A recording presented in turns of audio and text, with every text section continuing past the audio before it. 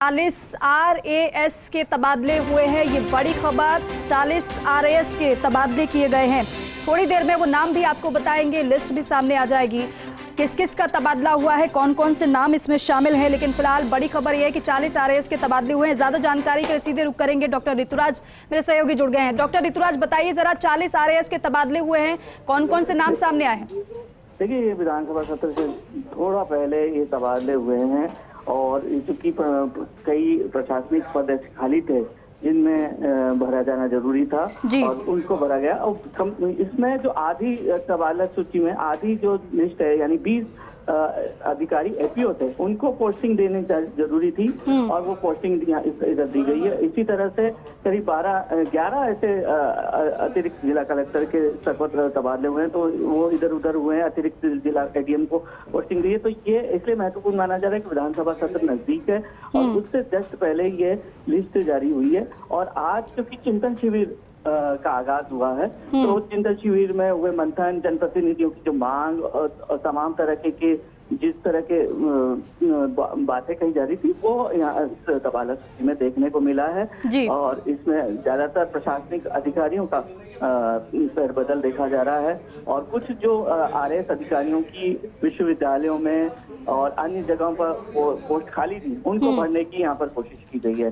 रिक्त पद पर भी काफी यहाँ पर भरा गया है, रिक्त पदों को भी। तो निश्चित तौर पर एक संतुलित सूची कही जा सकती है, जो कि विधानसभा सत्र से पहले जारी की है। जी डॉक्टर ऋतुराज, जो कितने ऐसे हैं जो एपीओ थे, उनको पोस्टिंग मिली है, कितनी संख्या उनकी और नाम क्या है उनके? देखिए, 20 एपीओ अधिकारियों को यहाँ पर पोस्टिंग मिल रही है।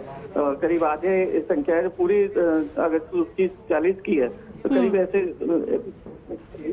तो खाली पदों पर पोस्टिंग यहाँ पर देखी गई है। जो खाली पद जितने भी थे उनको भरा गया है और रिक्त पद पर हम बता दें कि करीब 20 ऐसे अधिकारी हैं जिनको रिक्त पद पर पोस्टिंग दी गई है।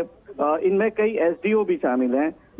अगर मोटे तौर पर बात करें तो आधा दर्जन से ज्यादा यहाँ पर SDO नजर आ रहे हैं और उनको यहाँ पर पोस्टिंग दी गई है।